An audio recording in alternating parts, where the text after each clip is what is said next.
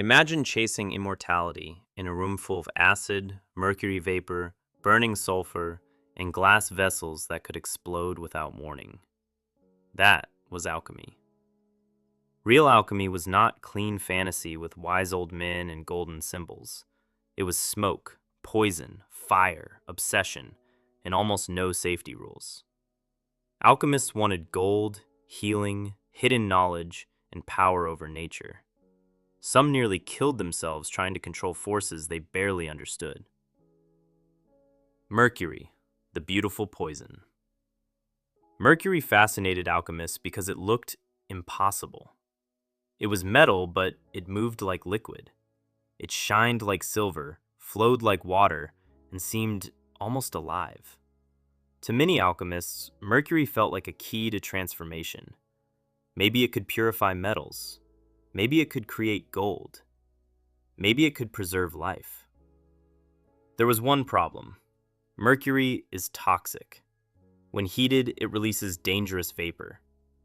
Alchemists worked in closed rooms, leaning over vessels while fumes filled the air. They did not understand what they were breathing. Tremors, confusion, memory problems, weakness, sometimes madness. In some traditions, mercury compounds were used in immortality elixirs. They chased immortality and inhaled death. The exploding alembic. One of the most important tools in alchemy was the alembic. It was used for distillation, heating a substance, collecting vapor, and turning it back into liquid. Smart idea. Terrifying execution. Alchemists used open flames, sealed glass vessels, unknown mixtures, and almost no pressure control. If vapor built up inside the glass, the vessel could crack or explode.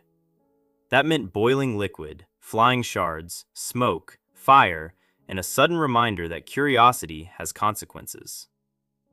Workshops were wooden rooms filled with paper, books, cloth, oils, charcoal, and strange powders. A fire hazard pretending to be a laboratory. One blocked tube or overheated vessel could turn an experiment into disaster. The Philosopher's Stone obsession. The Philosopher's Stone was the great dream of Western alchemy. It was believed to turn ordinary metals into gold. In some traditions, it could also help create the elixir of life. Gold and immortality in one discovery. Naturally, people became completely reasonable about it. They did not.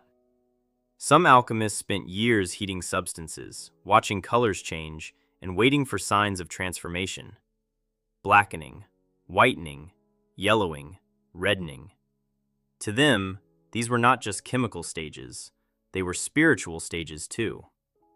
But the materials were dangerous.